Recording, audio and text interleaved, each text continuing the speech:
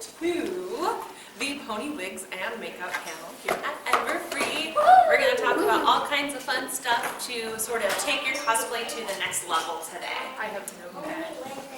So before we get started, we want to let you guys know a little bit about ourselves and our backgrounds. So I have a friend named Sarahndipity. She's been cosplaying for over 7 years and has been a member of BronyCon's Grand Gallop and Gala and does a lot of panels and events at different Brony conventions around the country. She's a licensed cosmetologist and makeup artist. She's been licensed for a little over a year now. She's an award-winning cosplayer, won awards for Princess Luna and Nightmare Moon costumes. She cosplays for My Little Pony, Disney, anime, Harry Potter, and other things. And she's expanding and trying new things as well. And just likes to do fun makeup in her spare time. Our social medias all are Sarahndipity, Sarahndipity212, Sarahndipity Cosplay. If you type in Sarahndipity, you'll find her. She has a lot of social media.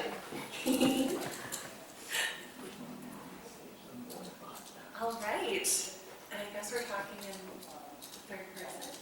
So I have a friend. I'm MaddyMoiselle. You can call me Maddie.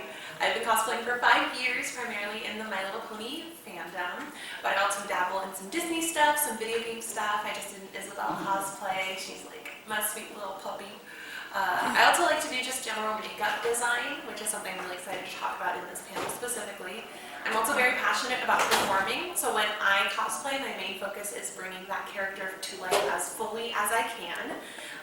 And because I like to act and be in character, I get to perform at a lot of horse cons, which is really great. So I get to do fun stuff here. I do a lot of stuff at BabsCon. I'm actually the cosplay track lead there, so I make sure all the cosplay fun stuff happens.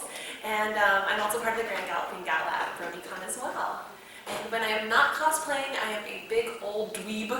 I love Dungeons and Dragons. I'm in the middle of like a 2-year-long campaign with my buddies right now. I also play a lot of Stardew Valley. I have like over 100 hours in it. It's real good. And I'm an advocate for wildlife conservation. I've worked at a zoo for over 2 years now.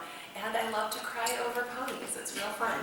And there's my social media as well. MaddyMoiselle is a play on MaddyMoiselle, the French word for like young lady. So come find me online. It's lots of fun. She's chewing. Hold on. Yes. Hello there, fam. I'm sorry, that was the one chance I had to eat my breakfast. I'm Shelby, Shelbeanie Cosplay. I've been cosplaying since 2008. I've been sewing since I was 12, and I'm fairly new to like wig making, like maybe the past 7 years.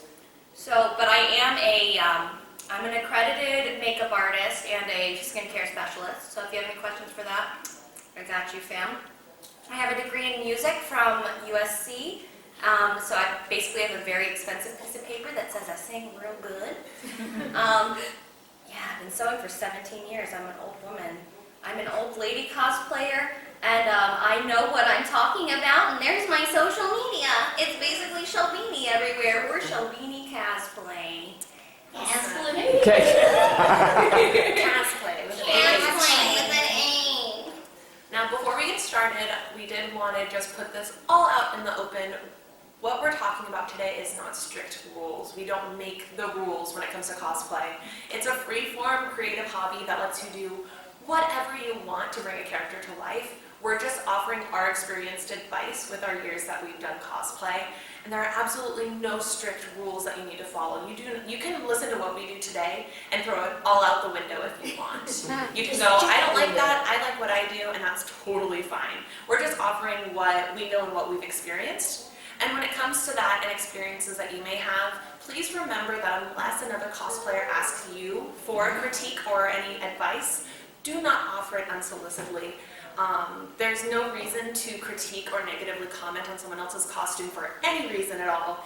Cosplay is about uplifting each other. We should be celebrating each other's costumes. There's no reason to either intentionally or unintentionally make a mean or rude comment towards someone in their costume, because we're all putting in so much work and we're all putting in so much passion when it comes to these costumes. We shouldn't be trying to hurt anybody's feelings either through a critique of their costume, a critique about their skill, any of that. We're all on different parts of our own cosplay journey. We're all at different sections of this path down the road. We shouldn't be comparing each other. We should be enjoying one another's costumes.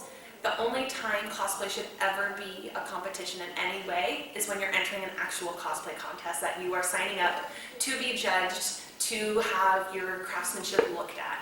Other than that, let's celebrate each other. Let's not hurt any feelings or bring anyone else down. Let's celebrate each other and let's all have fun. Capiche? Awesome. Yeah. Now let's get started. We're gonna start on makeup. Do you want to start off this? Absolutely. So it's important to understand color theory, color schemes, and just color families in general. There's like cool tones, there's warm tones, things like that. It sort of helps to bring the whole look together. You don't want to have two really stark colors. It just kind of throws it off and it doesn't flatter as well. So to do something a little bit more complementary will kind of bring out the best in your look that you're trying to do. Makeup is geometric, so you can use highlighting, contouring to create shapes in different dimensions, to alter your facial features or to enhance them. So if you want to do a little bit more brightening around the eyes, you can use lighter shades. If you want to do more shadows around the eyes, you can do darker shades and that kind of thing. It creates different illusions. You can use some ponytails. Woo!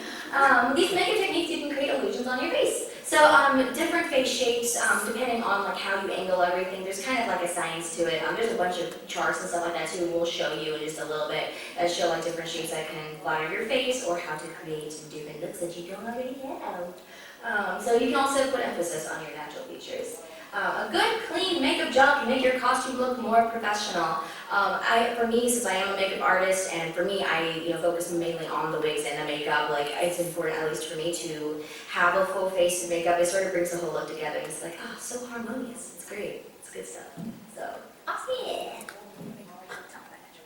How does this pertain to pony characters? So each pony has specific colors that are associated with them. Rainbow Dash is a lot of fun because she has like 20 or so. She's got a lot of different tones and there's a lot to play with. So she's a really good example to start off with. It's not just their main color and their eyes. You can even see in the show a lot of the outfits that they wear are kind of similar in the color family that fit with the theme of the character. Like even though Pinkie Pie, for example, is like pink, yellow, and blue, sometimes you'll see her with like really like muted oranges that are kind of pastel, or even like lavenders and that kind of thing. And they still work because it's like the same kind of tint of those base colors. Or complementary colors. Yes, or complementary, exactly. So even though she has 8 colors in her design, like at least with her like mane and whatnot, there's a lot of creative looks you can do with her makeup because she has so many to choose from. So knock yourself out with that. Oh yes, skincare. All right, thank you so much, sweetie, sweaty belle. All right, so there are a lot of bases. No. I'll let you say your piece. So you're not a sweaty belle. Make sure you clean yourself very well and put it in your face. You don't brush your teeth. That's important. Hygiene. Basic hygiene. Make sure you wear deodorant. It's a convention. All right, so step 1 to any makeup look, and it's also the final step. So the very first step and the very last step should be cleansing, moisturizing, exfoliating your skin. So you want to make sure that you're starting off with a fresh palette to work with. If the general basics, clean, exfoliate, moisturize, in that order. There's different ways to do all of them. Some people like more of a foaming cleanser, some people like more of a just like soap kind of cleanser. Do not use a Dove body soap though, because that is not good for your skin. It leaves soap residue. And then you want to exfoliate so that you have the dead skin off of your face, so you have a clean palette to start with. And then moisturizing always helps to give the nutrients back to your skin that you have maybe stripped down from washing and exfoliating, but it's healthy. It's all healthy kind of things. So usually, I know that a lot of times I will go without foundation because I prefer to spend most of my time and money on basic skincare. But even if you don't wear makeup on top of things, or if you do, like, it's good to have a clean palette to start with because it'll go on so much smoother all over. Don't forget eye cream, because eye cream is important. Your eyes are different. Your eyes are very, like, the skin around your eyes are very thin, and I don't sleep, so eye cream from the gods. Consistency with your skincare routine is always better, though, because then you'll make sure that, like, from beginning to end, regardless of where you are, your skin is going to be consistently taken care of. So, damn. Oh look, these are my slides. I put these slides together. So washing your face, you gotta use a face soap. Don't use a body soap because the skin on your body is 10 times thicker than the skin on your face, so it does not work. So you can use any kind of brand. There's Neutrogena, there's Clinique, there's Lancome, anything for your price range, as long as you're making sure that it is in the right skin tone. Well, not skin tone, skin type. So like if you're oily, you want to use something that's better for oily skin. If your skin is dry, you want something more moisturizing. Next slide. Exfoliate. There's many different kinds of exfoliation, my loves. So you can do a gritty exfoliation. It's going to be more extreme, takes it up really fast. Or you can use something that's more of a liquid exfoliant. I use the two on the, what is this, left. I use those two because I'm lazy and I like to get it all done fast. So those are liquid exfoliants. They also balance the pH so your skin looks brighter and is more healthy. Moisturize. Moisturize. Moisturize is important. So important, my love. So a lot of times, you gotta put back all the nutrients that you just took out, getting rid of the oil and stuff. So you want to make sure that you're doing something. I know that I know Sarah and I have oily skin. You have oily skin? Yes, very much so. Yeah, so we have to use something that's lighter weight so that we don't break out in more oil, but it gives us that hydration. You also want to make sure that you're taking care of your skin now, because when you're 80, you don't want to look like a leather bag. So, I'm sorry, friend. So, for drier skin, look for a creamier formula, maybe something with a little bit of aloe to help heal if you've got redness. Oily skin, you want to use a lightweight gel to prevent greasier skin. Awesome.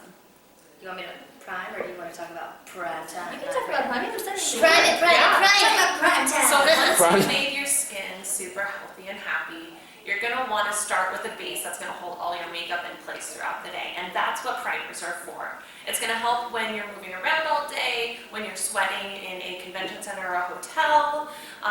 You want to make sure that what you're putting on your face stays where you want it to be. So there's a lot of different primers for different things. There's a lot of gels and creams that you can sort of start your whole look with. We've got loose powders to kind of set things in place. And there's a whole bunch of different sprays that you can use as well. On top of that, there's also specific eyeshadow primers that you can put on your eyelids before you put any of that on. And it's going to help with creasing, it's going to help with any cakiness, and a lot of the times it's going to bring out the color of your shadows as well. So while you may put on a red that seems really sort of faded, if you pop on a primer and put that shadow back on top, it's going to make it so bright and beautiful. Primers are great. They're so helpful. They also can help protect your skin a little bit better too. There's an additional layer there before you throw in a bunch of stuff on. So it can help out with all that healthy skin. Sarah. I will talk about my favorite part because it's the foundation. The foundation is where you begin. This is where your creation starts. This is the creation of your canvas before you layer all your little trees and stuff on your face, on your canvas. Your happy little trees. Happy little trees. Put in little lush trees on your cheeks. Anyway, so it helps to create an even skin tone. If you're like me, you have 20 different shades of skin tone on your face, and sometimes it's nice to have a little smooth foundation, especially for theater makeup and whatnot. It kind of helps, especially with lighting and stuff like that too. It just smooths everything out. We're cosplaying as cartoons with flawless faces, even if they're pink and green. I mean, still, they are very, very smooth. So if you want to create a nice finish, foundation is your go-to. It helps to cover incorrect blemishes, any scarring, spots, dark spots, helps to smooth out. Under eyes. Dark under eyes, it just blends everything together. It's very spooky. Yeah. So it's really gonna just kind of give a base area to kind of work off of and to build on top of when you're creating your makeup look. A lot of them also have sunscreen in it, which protects you from the sun, which is important. So you can look like a ghost, but not look like a ghost. Yes. Don't want to cook like a chicken. Aww. That's what the sun's doing to us slowly. I am a small chicken today though. You are a small chicken. Scoot. Those tiny little wings on your back give me I got life. wings on my back. Look. They're tiny. They're so cute. Look at them. Are they not the cutest little wings in the entire universe? They're adorable. They're adorable. Let's talk about contour, friends, because it is so, it's like witchcraft. You can change your entire appearance with contouring. Witchcraft. It's something that's gonna let you exaggerate the shadows on your face or where you would like shadows to be on your face. And it can help customize each look that you're doing. So if you're wanting to diversify how you look with each character, you can put that shadow on your face in different spots. It's gonna make your nose look smaller, gonna make your nose look bigger if you want it. I chiseled out my jaw a little bit today because I've envisioned Scootaloo as being a little bit more sort of masculine in appearance a little bit. She's kind of a tomboy. So you can throw that shadow either in a place that really complements your face shape, or you can put it on different sections of your face to sort of give that illusion of a different face shape. So that's a really awesome little example, chart, that's the word, of different places that you can put that contouring on your face to make your face look like a new shape. It's pretty awesome. Men love contour. Men love contour. If they learn we can change shape, they will tell the church. But if you look at this, the ideal shape that people are supposed to go to according to fashion is an oval shape. So all of these are working with the same kind of oval shape. So that's what this chart is specifically. Yeah. So this is a great example of using contour and also highlights to create an illusion with different depth, diminished sizes in certain spots. So you can see this is a really, really dramatic sort of glam contouring. She's completely covering her face. But with that second picture, you can see where she's sort of drawing in the shadow on her nose really well and where she's cutting in where her cheekbones are. And it really looks like her cheekbones are higher up with the usage of that shadow and with that highlight that she has. What a goddess. So, you can implement designs from the character to apply whenever you're creating their makeup look. So for me, that's me before, my hair was something. That was me when I was trying to figure out what I wanted to do for Chrysalis. I definitely recommend trying to do a makeup test for your character before you end up doing your costume, just to kind of get a feel for it, because then you kind of learn the do's and don'ts of what you want to do. But for her, she's very, very sharp and angular. She has really, really like sharp snake eyes. I didn't end up finding contacts that worked for me to do the slits, but I still wanted to create that kind of like almond shape. So I kind of went in with like a cat eye in my inner tear ducts here, drew out the wings, had really bold contacts, and really spiky falsies, and played around with some gradient lipstick with like a sharp cupid's bow and some sharp fangs and some nails. Really, she's just really sharp and really like animalistic and just, you know, really wild. So I had a lot of fun with that. She's very different than what I look like. And it was probably one of my most favorite makeup looks to do because I really like, feel like a different person. It's cool. My queen. Okay, stop that right now. So these are some of my particular makeup looks. I really like to, depending on which character, I like to accentuate more angles. Like Twilight is very round, so I just do basic glam contouring for her, but for when I'm Adagio or when I'm Limestone, I do a whole lot more dramatic contouring, a lot more dramatic makeup. So, then brows on Limestone though. I love your brows. Brows. I decided that I wanted Limestone to be like kind of goth, rocker, punk. Yes. A little bit of all of them, so. Rock. I think the second time rock. I think the last time I did it, I like just put straight up black around my eyes and then built on top And of you like that. drew your wings and you were all Drew my wings and then I You flew just away. fly away. Adagio is hard because she's got, like the Equestria Girls ones are a little difficult because they give specific eye makeup looks on the characters that don't give you very much room to play around. So wasn't yet a curse, really. yeah, so, and the funny thing is, a lot of times I'm always torn between whether I want to go with the coat color or if I want to do something that's going to complement the eye color and bring it out in an opposite way. Because like greens will bring out purples really well, but I don't want to wear green when I'm Twilight Sparkle. Yeah, so it's like, it's one of those give and take kind of things. So, yeah. This queen, we stand! Diss me.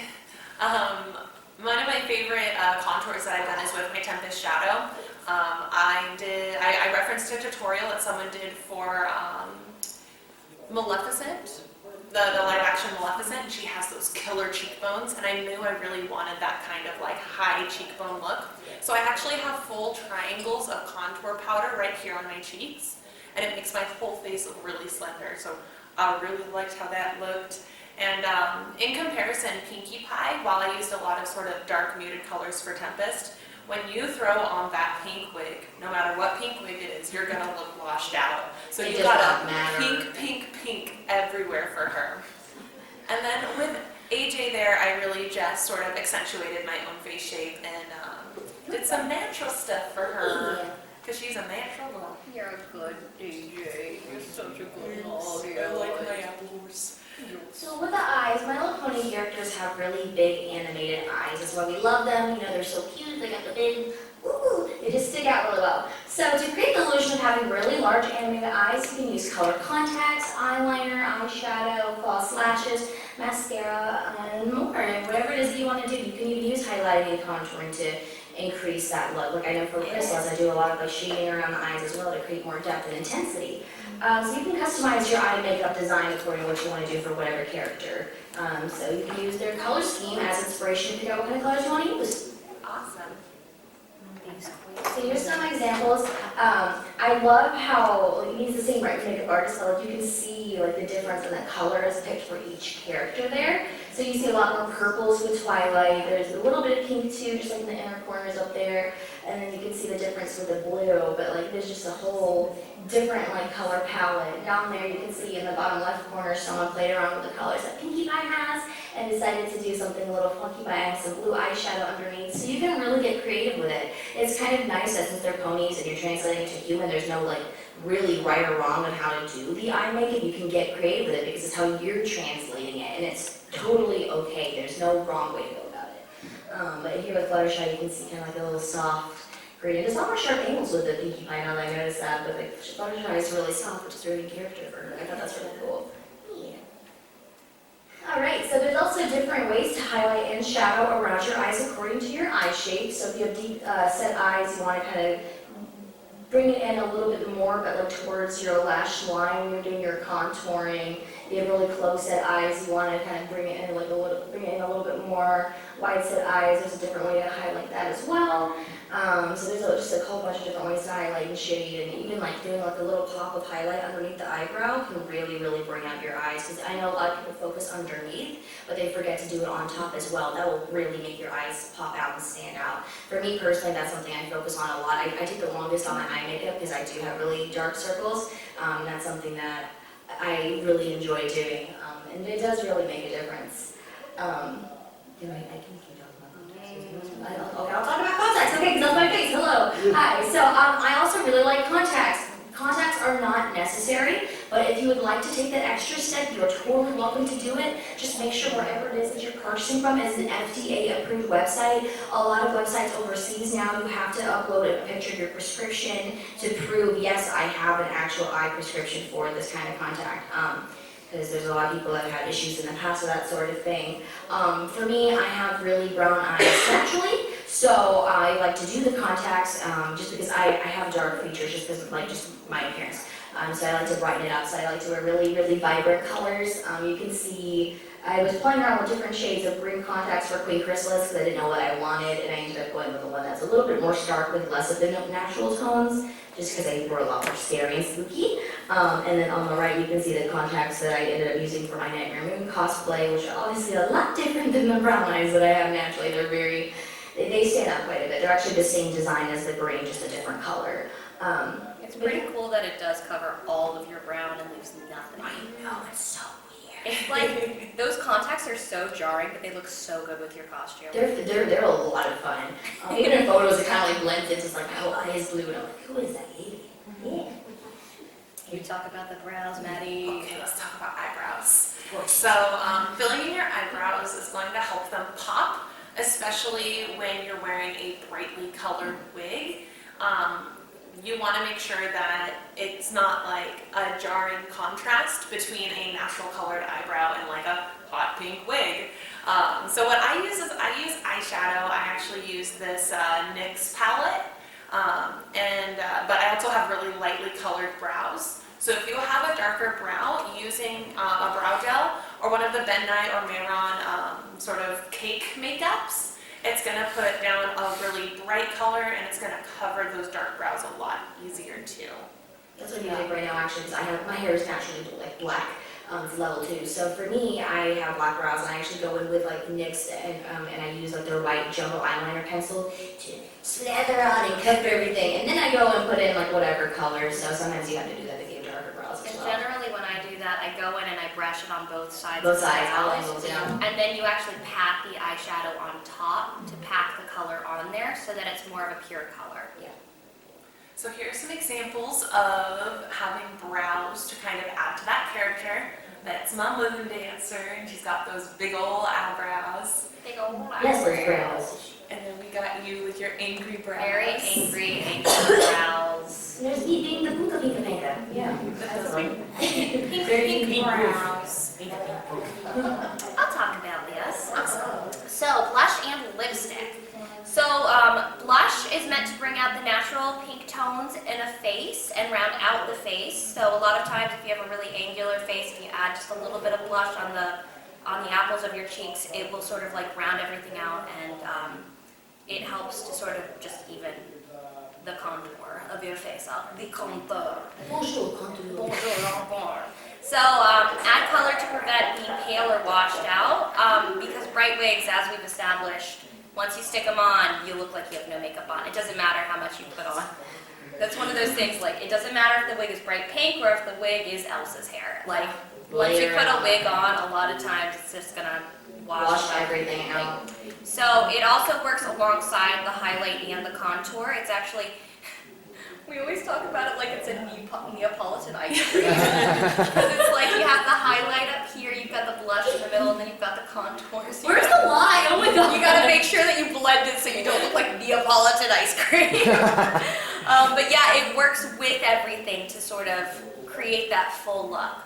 And then lipstick can complement the natural shape of your lips. It can also enhance your lips or change it completely. I know that a lot of times if you look at drag queens, they have really thin lips, and they will come in and they'll draw out exaggerated lip shapes. And I know that, like, I've done that before too. I do every one of my costumes. I have no Everybody lip does stands it. But, so you can either use your lip shape as it is, or you can redraw. I like to actually come in with concealer and cut around my lip to give it a more defined look.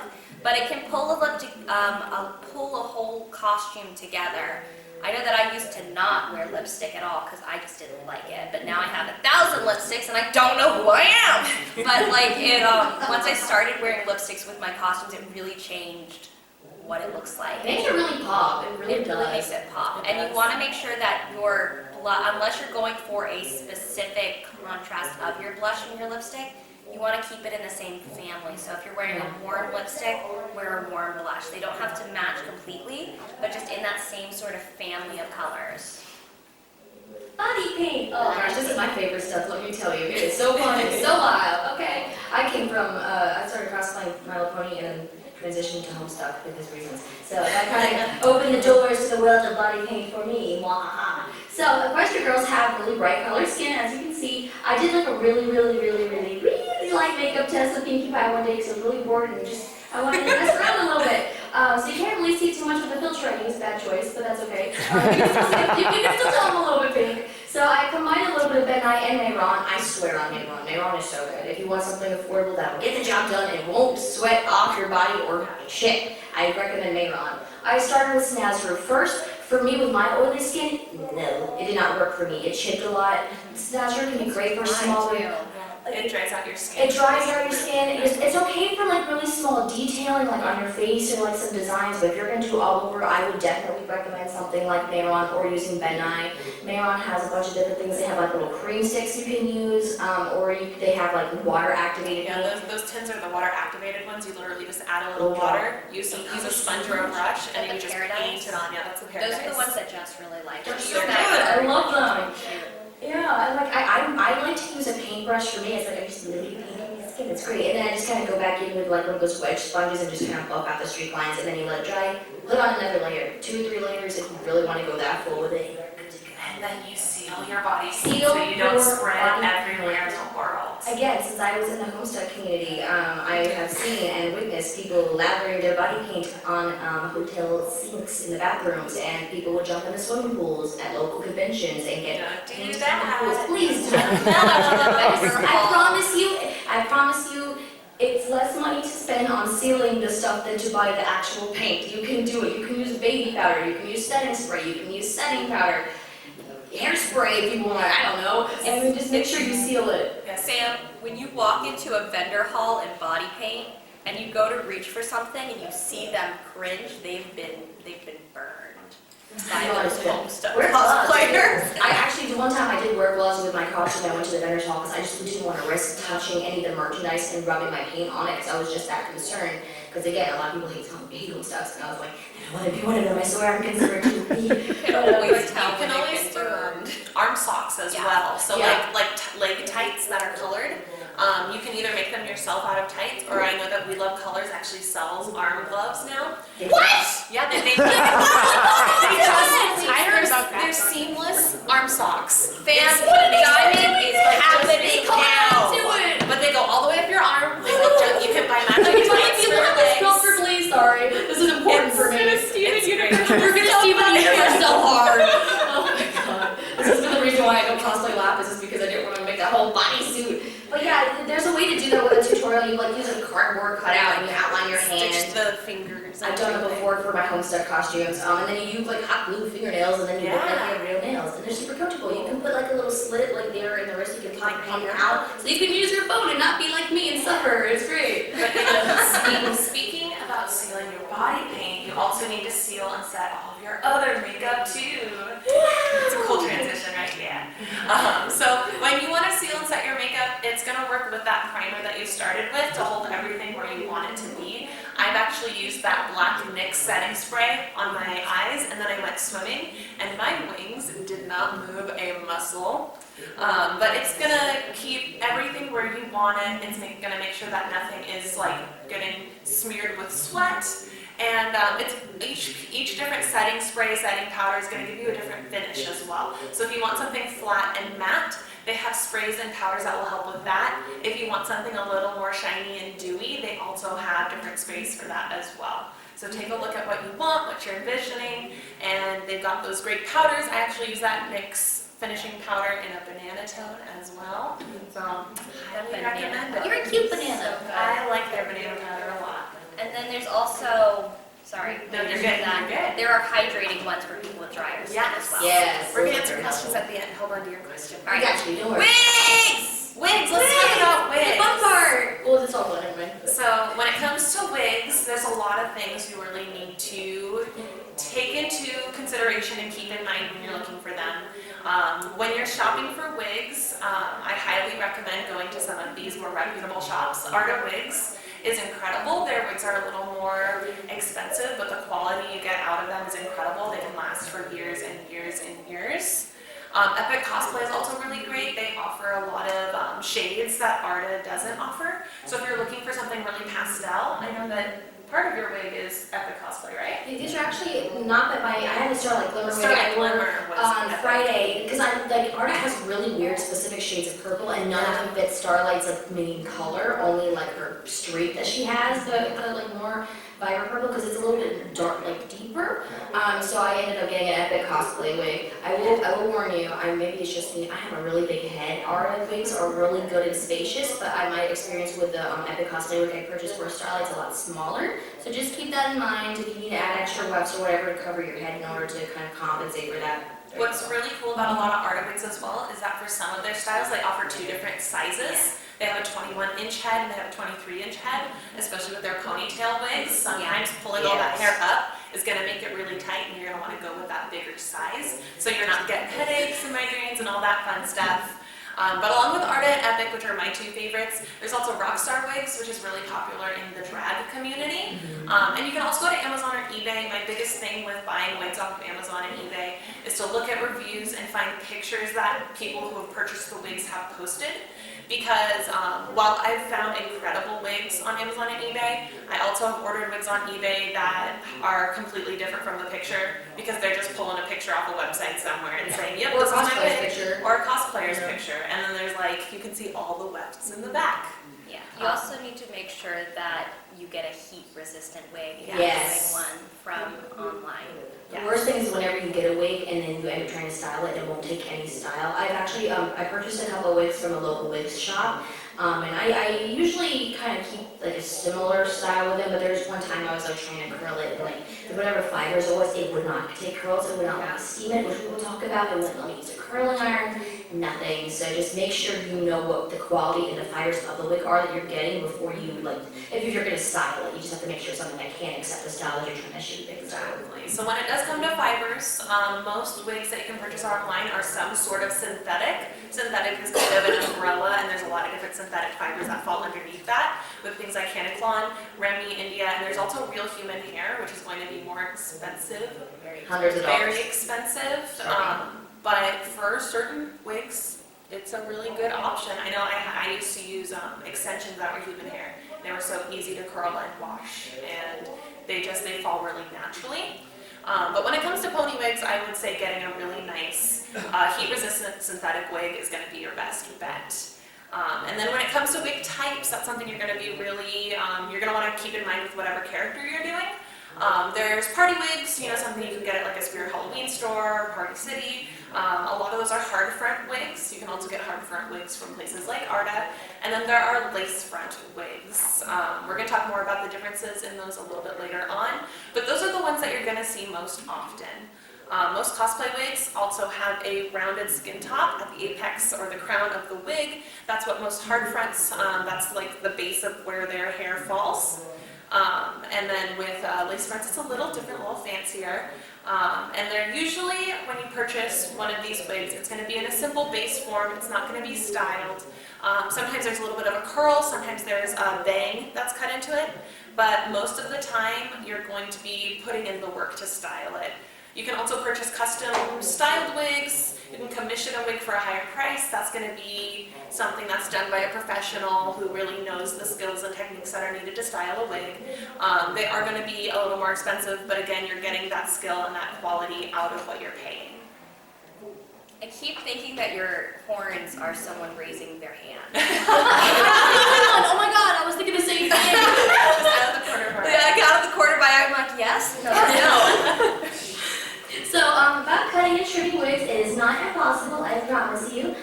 So simple cutting and trimming can add detail and add dimension to your wig. It's really good if you have if you sew wax into the wig and you want to remove bulk but have the length, or you're trying to add layering, you can use thinning shears or whatnot to kind of help and texturize the wig shape. So be wary, be very wary. If cutting straight across in a blunt fashion, it can look really choppy. For me, when I'm doing wigs, because it's different than human hair when you're cutting, you want to do thin layer by layer and just kind of keep a comb and just go really, really slowly. Make sure you don't cut past your second knuckle, ever. You'll cut your fingers, I promise you.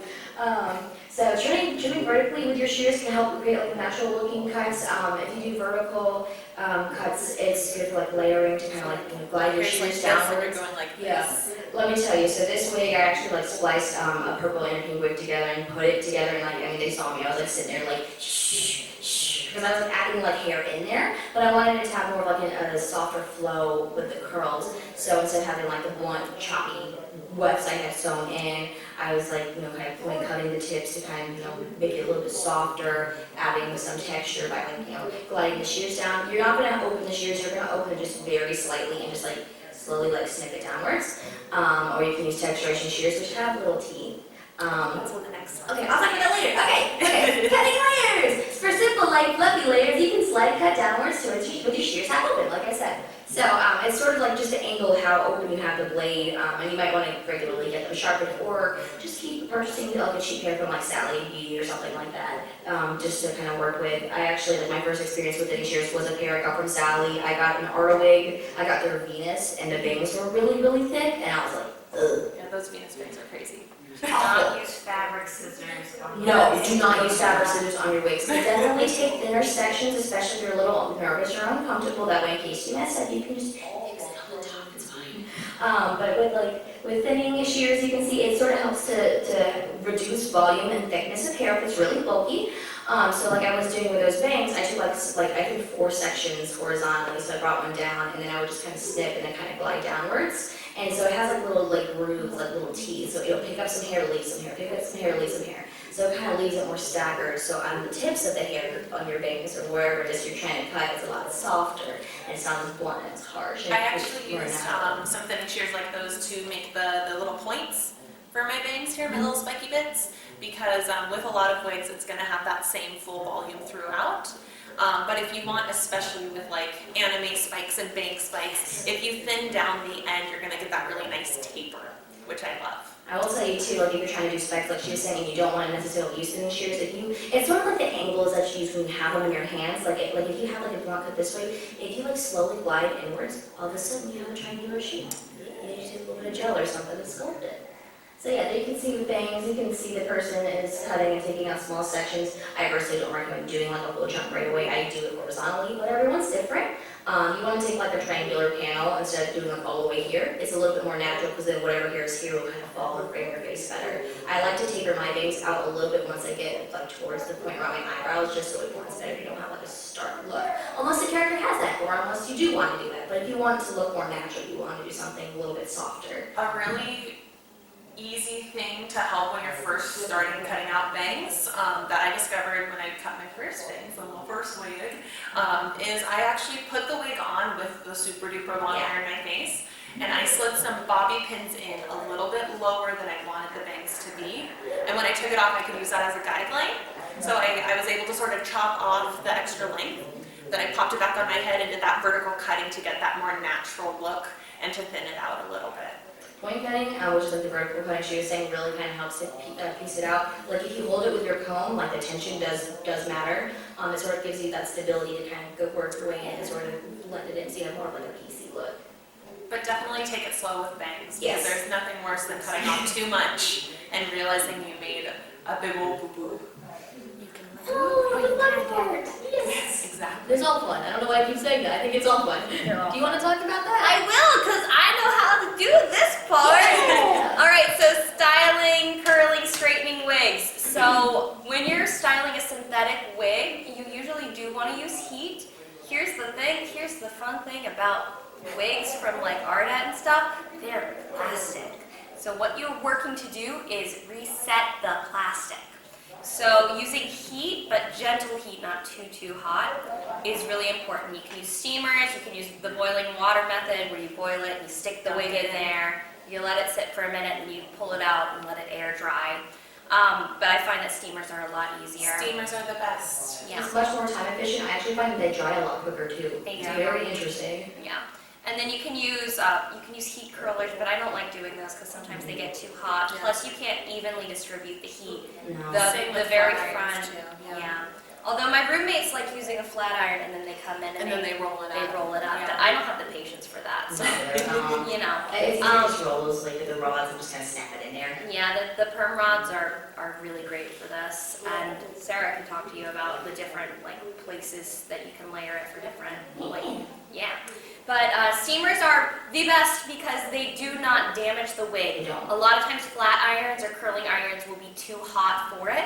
Because most wigs like Arda and stuff, they can go up to a certain temperature, but you don't want to go over that temperature because it will frizz them out because it's too much. It basically like damages the plastic. It melts it too much. Sometimes it'll even like flatten it out. Yeah. Have you ever had that? Where instead of like the little like tube of plastic, it becomes a little flat string. Yeah, it comes like a little flat strip. It's It's the icky. worst, and it gets really tangled. It's Yeah. awful. Synthetic fibers are plastic, like I said. They can be shaped and styled just like any kind of plastic, and you want to make sure that you let them set before you take them out of the rods or curlers.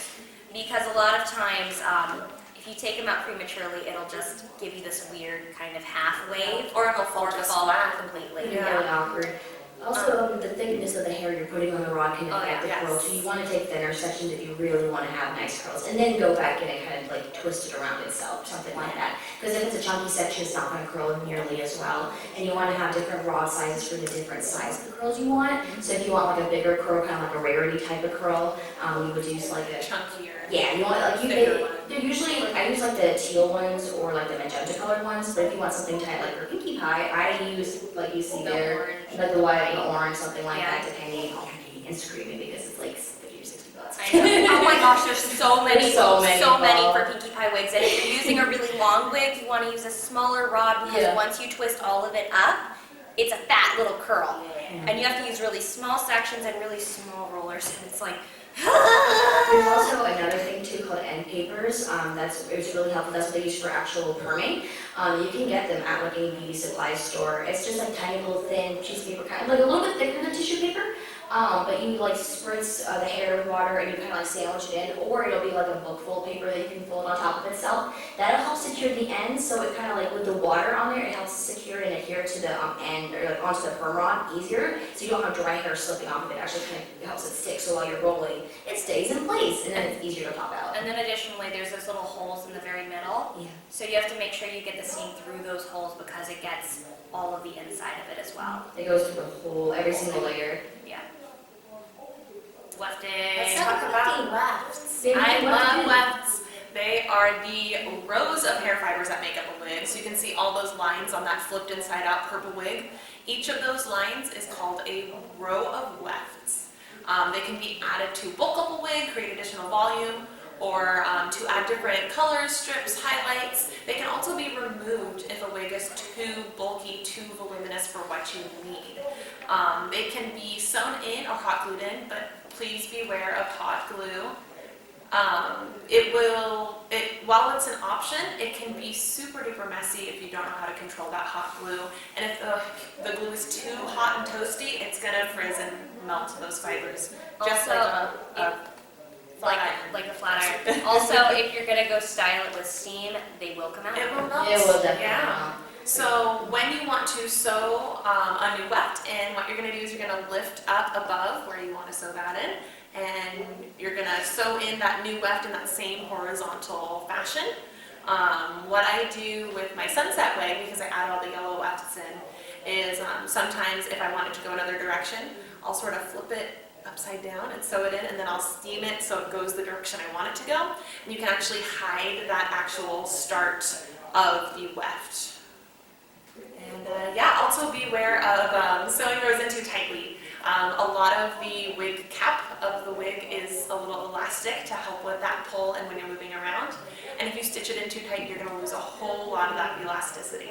I was also gonna say use a male wig head because it's Bigger. It's a lot bigger. So female wig heads with the little lady faces are usually much smaller than anybody's head. So if you buy those male wig heads with the more masculine faces, I don't even know why we have gendered wig heads, to I be don't know honest. either. But they're the I actual can't size of tell. people heads, and you can pop your wig on and you don't have to worry about styling anything too small or too tightly. I have It's a really tiny good. head, so I can. I will tell you, I actually made that mistake too with like sewing in my wigs too tightly. I don't have a picture, but my old Pinkie Pie wig, I literally put two wigs together and like for some stupid reason, I like went and like very detailed, like sewed in every single. I was a very big baby, and I was like row by row by row by row. I just slapped that thing on top and been done with it like with my second one, but you know. Anyway, so I did so tight, so I had like always like pinned the curls so carefully around my hairline because it was just like here because of how tightly I sewed it together. Don't do that. You can do like bigger loops and whatnot. It's okay. It's not that deep. So these are some pictures of when I first sort of built a new sunset shimmer wig. What you can see in that first picture is I actually removed some of the red wefting there and sewed the yellow in place of it because it was just getting way too bulky for what I wanted. And then as I went, I started to thin out where the red was so the yellow could peek through and all that fun stuff. And here's kind of a transition of me adding to my sunset shimmer wig. I originally used one of the Arta wigs that's one of the candy stripers, which is a really great option for a lot of different pony characters. They have a lot of really cool colors. But when it came to it, I really wanted to do something that was screen accurate. Sunset doesn't have orange in her hair in the show. So I ended up purchasing a red wig, buying a whole bunch of yellow wefts, and just sewing all that in, building it up, and What a yeah. queen. I love sunset. Let me tell you about sunset always. And then here's another example of adding strips of wefts to a wig to add that color streak. This is my Moon Dancer wig. I actually sewed those two different purples in the front underneath on the underside of the wig cap because this was a hard front wig.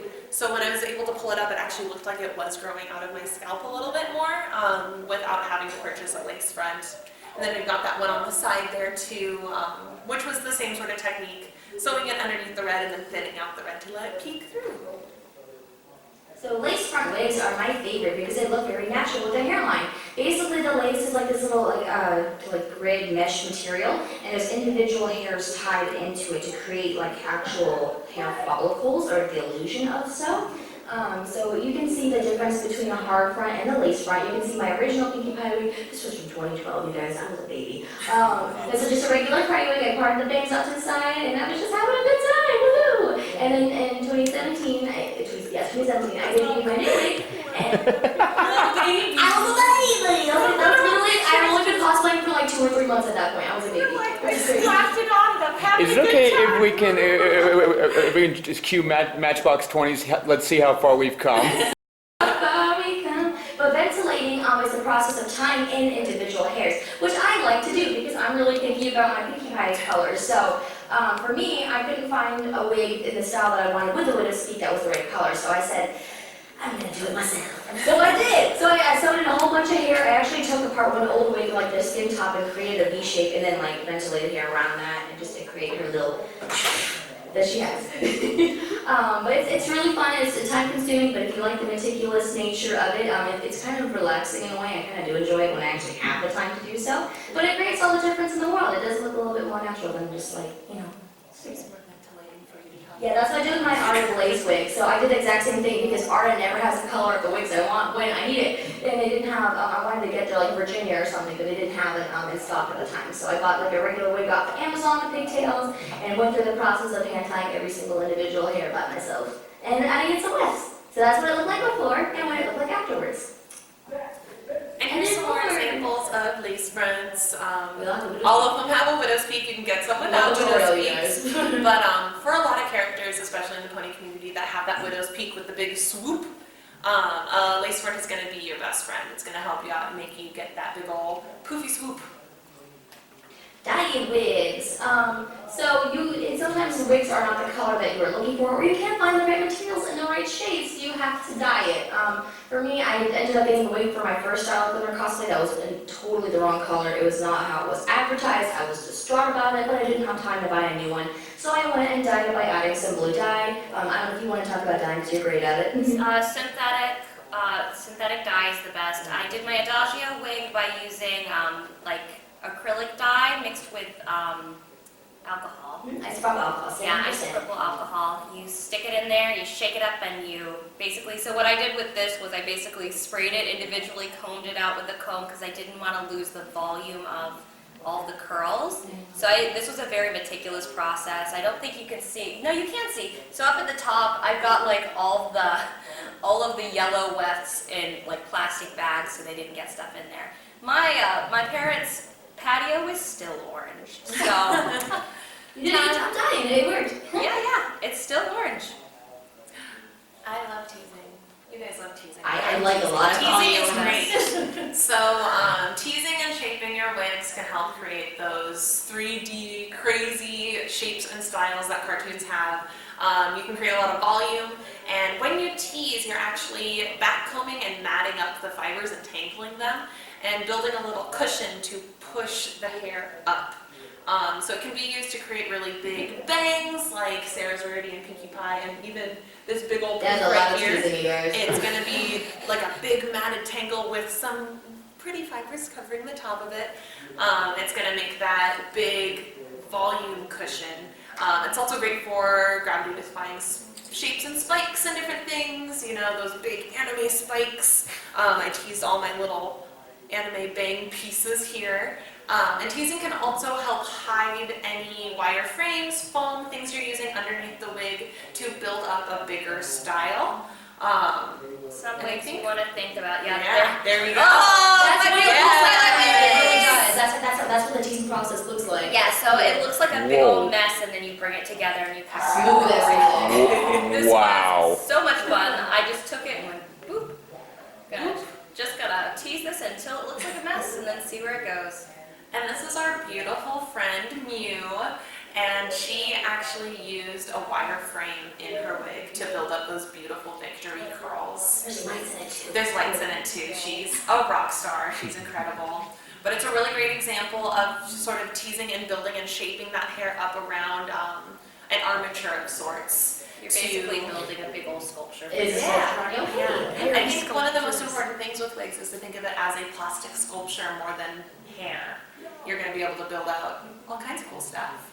And of course, always have fun, try new techniques, build up your skills when it comes to wigs. There's a whole lot of techniques, terminology that we've used, different skills that we've built upon, but please don't feel intimidated by all of it. We all started summer, we all started with our first Pinkie Pie party wig, and we've built up from there. There are so many tutorials online. Pretty much for any basic wig style that you can think of, you can type in high ponytail cosplay wig tutorial, and they will give you a million different examples of what to do. They are going to be one of your best cosplay resources. And experimentation is also really, really important. Trying something, realizing that that's not the way to do things, and starting over is one of the best ways I've been able to learn how to style wigs and do my makeup. So be open to failure, be open to learning from that. The opportunities are absolutely endless. And of course, happy cosplaying. We literally have 1 minute left in our panel time, so if you have any questions now, we can answer them, but we can also hop outside afterwards and answer. We're also going to be at the cosplay meet and greet Yeah. from 1 to 2 p.m. We're headed up there So, next. yeah, so what's up? So with setting powder, Yes. you said it's good for keeping it from sweating off. Would that include like wiping sweat? Yes, Yes and no. So it depends on the amount of sweat that you have. I know after a long day of work, I wear really light makeup to work. If I go like this, I'm gonna get makeup all over my hands just because of the amount of moisture. What you can do if you sweat a lot, I sweat a lot, I sweat so much, is actually blot out, either bring additional powder with you or bring little like oil strips that you can use to blot yourself and add additional powder. Because powder's gonna hold all that moisture for you. Additionally, it depends on the longevity of your foundation. Yes. If you're wearing a 24-hour foundation, like there's one from Lancome, there's one from Estee Lauder. If it's a high quality, really expensive 24-hour makeup, it's not going to move nearly as easily as something that is like a Neutrogena or a Maybelline. Yeah. Any other questions? I think we covered everything. We gave you so much information at once. I have 5 pages of notes. You took You are the notes. You're MVP, my amazing. friend. I want took you to notes. know. You are a child after my own heart. I took notes. Good. Hopefully you can apply some things and have some fun and experiment. Well, if you guys happen to have any questions later on, come find us here, come find us online at our social media. I know that if you tweet at me with cosplay questions, I am more than happy to just throw all of my advice at you. Yeah. I know you guys do as well. I'll answer So- my Facebook page so you can like send longer Yes. things in a tweet too. So thank you guys for coming. Have fun with building your cosplays up and looking beautiful and fabulous. And we'll see you around. Yay!